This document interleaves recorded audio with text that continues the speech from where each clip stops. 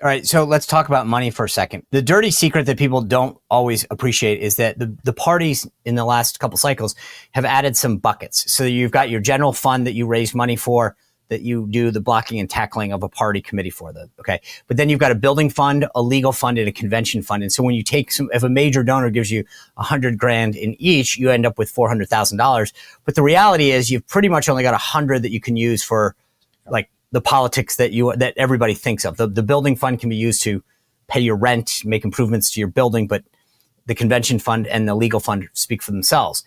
So you mentioned the disparity between the RNC and the DNC right now. He's got this 57 state territory strategy a la Howard Dean, right? Which I do get. I respect that. I get the idea of don't cede, make sure that, Guam has a party, or Puerto Rico, and he's got even red states, right? That it's important to have the infrastructure in the state. There is a degree to which I respect that, and I don't think Howard Dean got the credit that he deserves. But the burn rate on that is supposedly $1 million a month because they're paying for rent and staff and all these territories and states. Is that the right strategy now?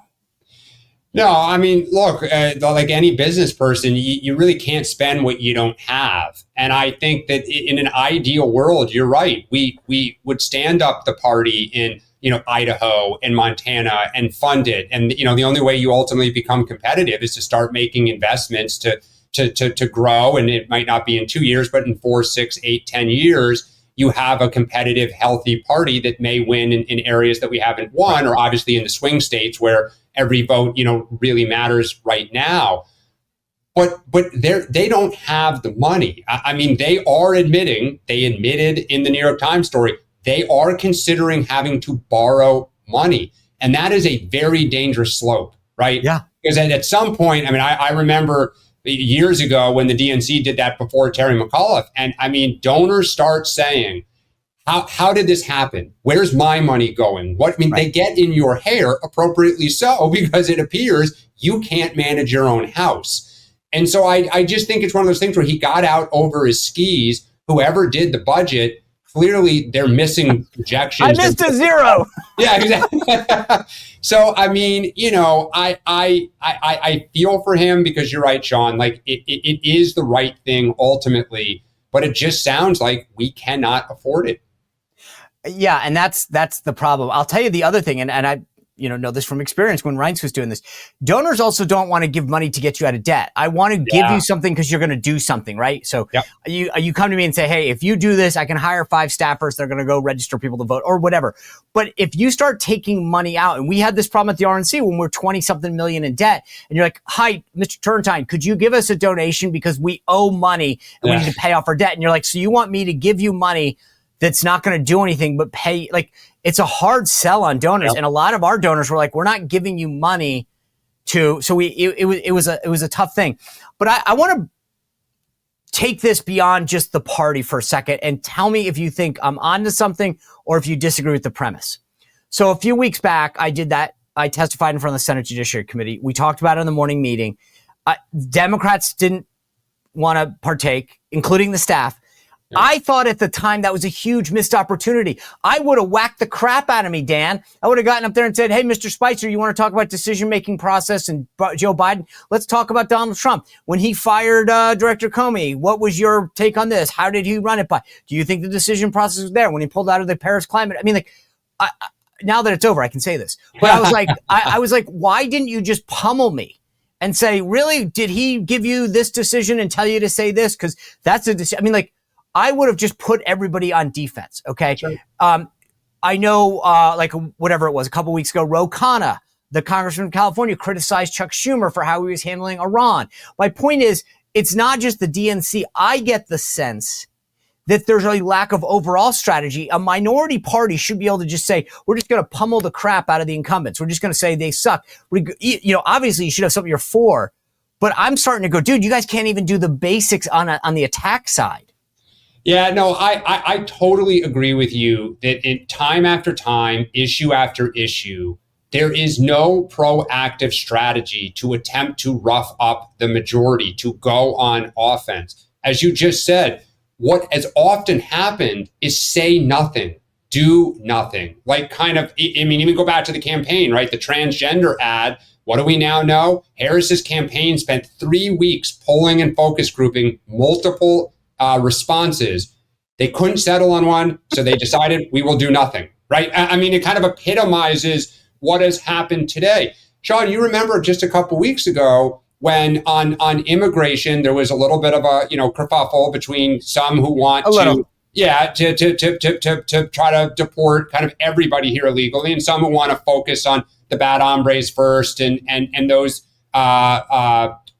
who have criminal records, but not necessarily the ag workers. If I were the Democratic Party, and we have struggled with immigration mightily, I would have told every member, because the House at the time was on recess, in your district, get your local ag industry, if you have it, your hospitality industry, your hotel people, have press conferences with the local Chamber of Commerce. I stand with these people and our economy and what's best for A, B, and C city. Instead, Chuck Schumer that day, that first day back as the Senate was in session, held a press conference on abortion. Now, not an unimportant issue. Right, but not the one that everyone's fired up about. Right, and even on the big, beautiful bill, right, there's obviously, Medicaid is a tricky issue. Rural hospitals are somewhat upset. Why aren't we doing events with rural hospitals? But instead, the party just feels like, okay, we're going to go into the cocoon in the safe space of, talking about abortion, or Trump is a dictator, which, at some of these hearings, they can't, like I was with Pete Hegseth, the party kept talking about he's a dictator and are you going to shoot people, right? I mean, it's just like, that is not what people are worried about. They're worried about their neighborhoods and safety and, are you going to deport bad hombres? And so I just think there's no direction. There's no strategy. You and I both know hearings are announced a week out. Like, this is what staff does. What's our game? Yes. What's the message we want to drive? Give me, you have your summer interns. Go get me the, 5 examples of when Sean said A, B, C, or D, and let's put this together. And instead, as you say, they walked out. They did a little bit of like, it's a distraction at a press conference, and that was it. And so, it is frustrating. I think it's why you're hearing more and more this clamor about Chuck Schumer, this clamor about Hakeem Jeffries. And I think, as you know, both New York City guys, one from Brooklyn, one from Queens, part of the problem is they both have the same problem, which is at their core, they are moderates who are very uncomfortable with the base that is changing before their eyes. They, Chuck Schumer worries about AOC. Hakeem Jeffries worries about her in his own house. And if he were to get a chance to be speaker, could he get the votes? And so rather than kind of finessing it, they're paralyzed. They just don't do anything. And the party's getting very frustrated. So let's just say, I mean, you've been at the highest levels of the Democratic Party in campaigns. Somebody who's a 2028er calls you up and says, Dan, I'm thinking about running. I'm a little concerned about the infrastructure and the mechanics, if you will, like the infrastructure of the party and the playing field. Like, I want to run, but I don't know that I'm going to have any support. Do you think that like that's a deterrent to them running? I don't want to get out there and not have the cavalry to support me because it's in shambles. Is that a factor, or do people who want to run, in your opinion, on the left say, I don't really care, I'll figure it out after I get the nomination and we'll try to build back the party? I think today, Sean, because it is still only a couple months in, that most 2028ers assume by hook or by crook, or even just, a good prayer to the Lord Almighty, that the party will figure this out ultimately. I think what they're all asking themselves is, it's a competitive field. Can I raise a sufficient amount of resources? Can I hire staff? I mean, if you're a top tier staffer, whether it's raising money, communications, kind of organizing, boy, who do you pick? There's 15 candidates that are calling. Some of them, Wes Moore just was in South Carolina, met with people who Barack Obama hired in South Carolina to work the black churches, to work the barber shops. He's clearly thinking about this. Can I hire these people now? So I think, yes, they're probably concerned. I think if we go back to the earlier conversation, if Ken Martin is still there this time next year, and the DNC is still a mess, there will be panic. Yes. And I don't know if it would cause somebody to not run, but that's when it's like, guys, we got to break glass. like, this is getting real. I'm going to assume the RNC has a ton of money. I'm going to assume that JD Vance, money will not be a problem for him. No. And Donald Trump, I'm sure, will do everything he can to try to ensure whoever their nominee is has enough money. And I mean, at this point, I think, Sean, you guys don't even know what to do with it. Like, the library is going to be the nicest thing in the history of the world because there's so much money there, like gold-plated bathrooms or something. But, you know, it will, if we're still sitting here like this a year from now, yeah, knees will start knocking. You know, it's funny because one of the things that people don't fully appreciate, because we went through this before, is that, you know, in an election year, they want to give you money because that's what you do in an election year. But the buildup, the opposition research operation that you mentioned earlier, that takes time. I hired those people for 3 cycles. Like, you can't just say, oh, can you start tomorrow and have a opposition research book on, right? Yeah, I mean, and so, like, part of the problem is that you can't just snap your fingers and say at the last minute, okay, it's good to go. And that's what they're missing out on. All of this time you can't get back. But Dan, you know, the interesting, I mentioned 2028. Last time you were on, we talked to like where everyone stood. The thing that was interesting to me is there was a poll that came out that Axios put out, and it said, these are how political figures polled among Democratic primary voters. Bernie Sanders has a net positive of 48. Right? More likely to support somebody that he believes. So it's 60. If you're a candidate, you get Bernie Sanders to endorse you, you are 60% more likely to support that candidate, 12% less likely. Elizabeth Warren comes in number 2 at net 46, more likely 56, less likely 10. Pete Buttigieg is at 44. Tim Walz is at 44. Cory Booker's net 38. Hakeem Jeffries net 37. AOC 31. Gretchen Whitmer plus 31, Josh Shapiro, the governor of Pennsylvania, plus 29, and Amy Klobuchar plus 29. What that shows me, though, is that the people who are the most impactful at the top of the Democratic Party in terms of primaries and endorsement and energy, I mean, think about that. It's Bernie Sanders and Elizabeth Warren, obviously, and then, you know, just behind them, Pete Buttigieg. Is that concerning to you about, like, who's sort of leading the way? Because I don't see Bernie Sanders as the future. Yeah, I mean, look, if you asked who in our party has a movement, who has a brand, an authentic, durable brand, it is Bernie Sanders, right? He is the same guy, just like Donald Trump. He's the same guy today that he was in 2015. His message has not really deviated very much. I think what's worrying or what's hopeful for me is the Sanders wing has not won. They've come close. But there hasn't been enough there to ultimately get over the top. They're probably 45% of the Democratic Party. The question is, who is going to try to assume that mantle, but has the capability to pull in that 10% middle? Like, one of the things that I find unbelievably admirable about Donald Trump is he has total loyalty of the base, but he's able to pull in those moderates, those swing district people, the business people, and kind of those suburban collars around cities. He did it very successfully in 2016. He did it very successfully in 2024.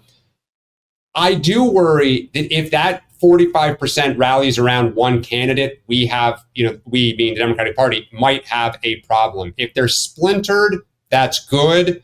But, you know, we just have to see. One of the big questions we're going to see in the next 24 months is, what does Bernie do? I don't know the answer to your question. Admittedly, it is complicated. I don't have the magic answer. Okay, I don't have the answer to that question. Like, I don't think he's going to run, but does he pass the baton to AOC? What if she doesn't run? You know, then there's no natural heir right now. So maybe it fizzles, or does somebody emerge and Bernie blesses him or her? Look out. They'll raise money. They'll have people showing up at their rallies, and they'll start right away at 20, 30%. But here's my question, like, because people ask the same thing about the MAGA movement. Is the baton able to be passed? Can Bernie Sanders, I mean, maybe AOC, but even with Trump, I think maybe Vance a little, but like people are bought into Trump and his style and whatever. And I don't know how transferable it is. And so I look at Bernie Sanders and say, can you just hand that maybe AOC a little, I guess? Well, but one thing, Sean, that I think is fascinating about AOC is one advantage Bernie has is he represents Vermont. Like, he can kind of say what he wants and do what he wants. And like, you're not really worried about a primary or whatever. I've noticed that AOC, you go back to the murder, I think it was either in the DC synagogue or in Boulder. She was very quick to come out and condemn it. Whereas some of her fellow squad members, I'll be charitable, took a very long time to put their statements out. I read that as somebody who's thinking beyond her district, somebody that recognizes the power of the Jewish vote, just to be really, kind of brass tacks about it, in New York, in Westchester County, Long Island, and says, if I'm going to be broader than my district, whether nationally or statewide, I need to sand some of these edges a little bit and kind of understand the broader playing field. Bernie Sanders has no worries about that. That type of stuff. He is Jewish, so I know that's a apples to oranges example a little bit. But yeah, I think you're right. I don't know if it's transferable. He is one of a kind to some extent, just as Donald Trump is. All right, we talked a little bit about New Jersey and Virginia. Those are off-year statewide elections in both the states. If you're Hakeem Jeffries, though, and you're staring down the barrel of the 2028 midterms, what do you, I'm trying to think of how to ask this, I guess. Maybe it's, do you feel confident going into the election that you've got what you need? Do you need to, what is it that he needs to do if he really wants to be speaker? Make the case against Donald Trump, raise a ton of money? I mean, what should his focus be? Because I think tradition, just based on history, he should win this thing. Right. But I think that Trump, you're right. Trump's put up a good agenda. He's got a good message and a lot of money. And I think that history, if there's ever a time when it's not going to repeat itself in terms of patterns, it's this one. Yeah, and look, I also give Trump credit. Again, I hate that I keep doing this, but I'm going to do it. He learns from his mistakes, right? So you had 18, and I think by all accounts they are hell bent on trying not to repeat 2018. So I agree with you. I think traditionally we should basically romp to the majority in the House. I mean, it may not be a huge majority, but we should win it. I think there's a couple things. The first is primary season is coming up, right? This is going to get a little bumpy. There are a lot of older Democrats in leadership that are going to face primaries. And if I had to bet, some of them are going to go down, right? Jan Schakowsky decided not to even try. She's been in Congress for, I think it's 26 years. Her opponent is 26 years old. And she just said, you know what, that's it. I'm not even going to bother. My time is up. So you got to get through the primary season. Hopefully there aren't races that should be in the bag that suddenly become competitive because we've put up a candidate that's just crazy. Always happens, as you know, it's happened to Republicans more in Senate races than in House races in the last couple cycles. Second, you got to be raising that money. You absolutely cannot get outspent 4 or 5 to 1. You got to try to keep it maybe to 2 to 1, or obviously ideally at par, or in some places a little bit better. The last thing is you cannot just be anti-Trump. I go back to 2006, Rahm Emanuel, and then a very young Chuck Schumer, who were in charge of the DSCC and the DCCC. And if you remember, Sean, they had 6 for 06, right? If you elect us, here are the 6 things that we're going to do for you. And it let people have some sense of, they're not just going to try to, today's version would be, we're not going to just try to impeach Donald Trump and just rage about him. I think a lot of voters will say, look, Trump is trying on immigration, on DEI, on, whether or not the big, beautiful bill, whatever form it takes, trade. He's trying stuff. And I think if we just say we're going to go after the SOB, I don't think that is going to be sufficient, even in places that they're targeting, suburban California, suburban New York, suburban New Jersey, places where they see the path to the majority. Trump's not that unpopular in those areas. So I think you got to have something positive to say. You got to have the money to get both the contrast message and your positive message out there. You got to have decent candidates. So, we'll just have to see where it goes. But we should win the majority, at least in the House. Dan Turrentine, disagree, but great place to end. Thank you very much for joining me. I appreciate it. I'll see you back on the morning meeting. Thank you, Sean. You bet. Well, if you enjoyed this content, make sure to like this video, subscribe, and click the notification bell to get more.